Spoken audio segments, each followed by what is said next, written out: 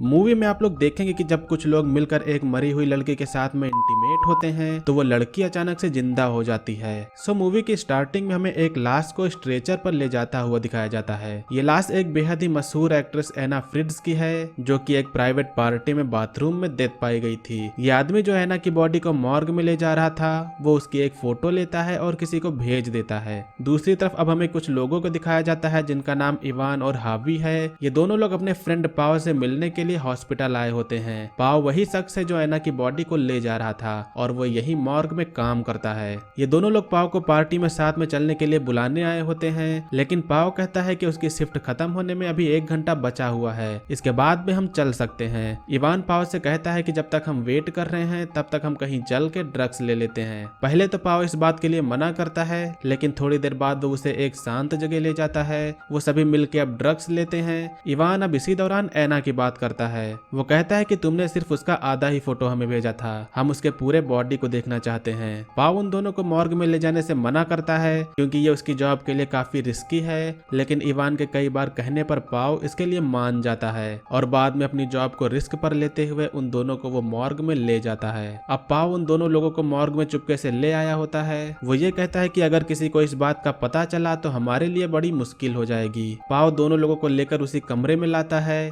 यहाँ पर कई सारी लाशें रखी होती हैं। इस तरफ इवान एना फ्रिट्ज को देखने के लिए काफी बेचैन हो रहा है। पाव उसे एक बॉडी के पास में ले जाता है और जैसे ही वो पर्दा हटाता है तो वो एक बूढ़ी ओल्ड लेडी की बॉडी थी, जिसे देखकर इवान और हावी डर जाते हैं। पाव ने ऐसा उन दोनों के साथ में मजाक करने के लिए किया था, लेकिन इसके बाद में वो अब रियल में एना के पास में ले जाकर उसकी बॉडी को खोल के दिखाता है। पाव उसके फेस पर से पर्दा हटाता है और इवान अब उसके पूरी बॉडी से ही पर्दा हटा देता है। इवान उसकी बॉडी को देखकर काफी हैरान है क्योंकि मरने के बाद भी एना की बॉडी काफी ब्यूटीफुल लग रही है। इवान एना की बॉडी को टच करता है और अपने साथ हावी से भी इसे टच करने को कहता है। हावी को ये सब बहुत अजीब लग रहा था, लेकिन उसके फ्रेंड्स के कहने पर वो एना को टच करता है। अब एक बार फिर से सभी मिल के दोबारा ड्रग्स लेते हैं। इवान अब पाव से पूछता है कि क्या होगा अगर एक डेड वुमेन के साथ में सेक्स किया जाए। पाव बताता है कि ऐसे कई सारे केस हुए हैं जहां मॉर्ग में डेड वुमेन के साथ में सेक्स किया गया है। इवान पाव से पूछता है कि क्या तुमने कभी ऐसा किया है, जिसके बाद में पाव बताता है कि एक बार कुछ दिनों पहले एक लड़की की फ्रेश डेड बॉडी आई थी जिसकी एज लगभग 17 से 18 साल की थी और उसके साथ में वो इंटीमेट हुआ था। इवान अब ये कहता है कि तुम एक ऐसी अननोन लड़की के साथ में इंटीमेट हो गए थे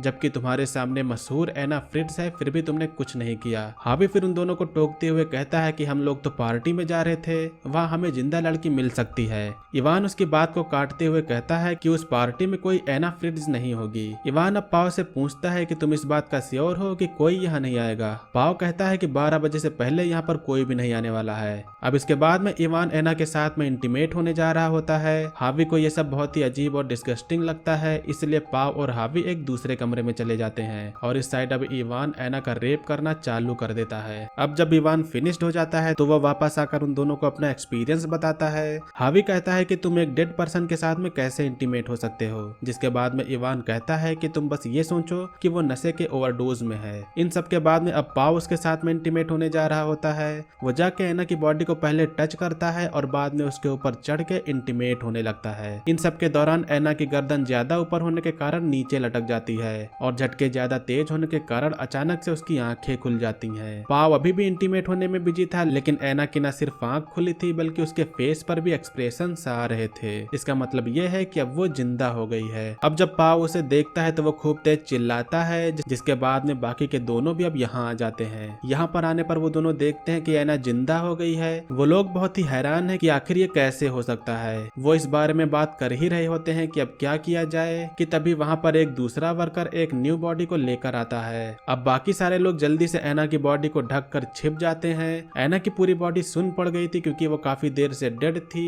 और उसके मुंह से भी हेल्प के लिए आवाज नहीं निकल रही है। और कुछ देर बाद में वो वर्कर भी यहाँ से चला जाता है। एना को जिंदा देखकर हावी उसके लिए पानी लाता है। वो उसकी हेल्प करना चाहता है, लेकिन बाकी जो लोग होते हैं उन्होंने एना का रेप किया था, इसीलिए वो डर रहे हैं कि अगर वो यहाँ से बाहर गई तो सब कुछ बता देगी और हम लोग फंस जाएंगे। हावी इन सब के चक्कर में अब नहीं पड़ना चाहता था, जिससे वो यहाँ से जाने लगता है। लेकिन जब वो दरवाजे पर पहुंचता है तब उसे ये पता चलता है कि बाहर जाने का दरवाजा लॉक है और इसकी चाबी पाव के पास में नहीं है। अब यहाँ पर यह बहस इतनी बढ़ जाती है जिससे हावी और इवान के बीच में लड़ाई चालू हो जाती है। इवान के काफी जोर से मारने पर हावी नीचे नीचे गिर जाता है और उसका काफी ब्लड भी अब बहने लगता है। इवान उसका एक अच्छा फ्रेंड है, उसने ऐसा इंटेंशनली नहीं किया होता है, जिसके बाद में वो उसको दूसरे कमरे में ले जाके उसके ब्लड को रोकने के लिए एक कपड़ा लगा देता है। ऐना को भी वो उसी कमरे में ले आते हैं। बाहर इधर हावी का काफी ब्लड गिर गया था, जिससे दोनों लोग मिलके वहाँ की अब सफाई करते हैं। ऐना की बॉडी इधर अभी भी वर्क नहीं कर रही है। हावी की हालत अब और भी खराब हो गई होती है और कुछ देर बाद ज्यादा खून बहाव के कारण वो मर जाता है। पाव और इवान दोनों लोग को हावी के मरने का बेहद दुख होता है। इसी बीच में अब ऐना उन दोनों से उसकी हेल्प करने के लिए कहती है। वो कहती है कि वो बाहर किसी को भी यहाँ की बात नहीं बताएगी, लेकिन इवान बिल्कुल भी उसकी बातों में नहीं आना चाहता।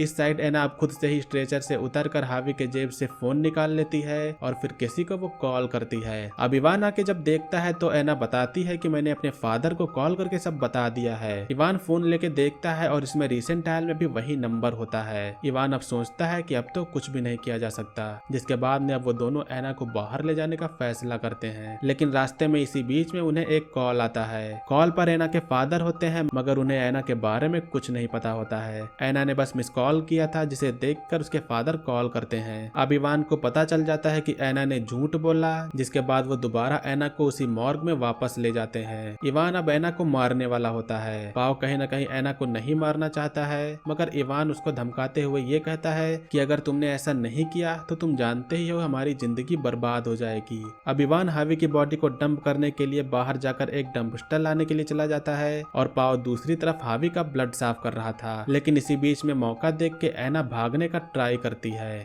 वो यहाँ से रेंगते हुए अपने आप को बचाने की कोशिश करती है, लेकिन तब तक बाहर इवान आ जाता है और वो ऐना को खींचकर वापस अंदर ले आता है। इवान इसके बाद में एक कपड़े की मदद से पाव से ऐना को मारने को कहता है। पाव के अंदर बिल्कुल भी हिम्मत नहीं होती है कि वो उसको मार पाए। वो खुद से ही उसे मारने को कहता है, लेकिन इसके बाद इवान जबरदस्ती पाव का हाथ पकड़कर उसके मुंह पर कपड़ा दाब देता है। ऐना तड़पना चालू कर देती है। इस बीच में उसकी टॉयलेट भी निकलती है और कुछ समय बाद में एक बार फिर से अब ऐना की मौत हो जाती है। ऐना को वापस स्ट्रेचर पर लिटाया जाता है और बाद में इवान हावी की बॉडी को डंपस्टर में डालकर बाहर छोड़ आता है। इधर पाव ऐना की बॉडी को साफ करता है और ऐना को चादर उड़ाकर वो यहाँ से जाने लगता है। पाव को अभी भी लगता है कि शायद ऐना जिंदा है और जब वो कपड़ा हटाता है तो ऐना यहाँ पर जिंदा थी।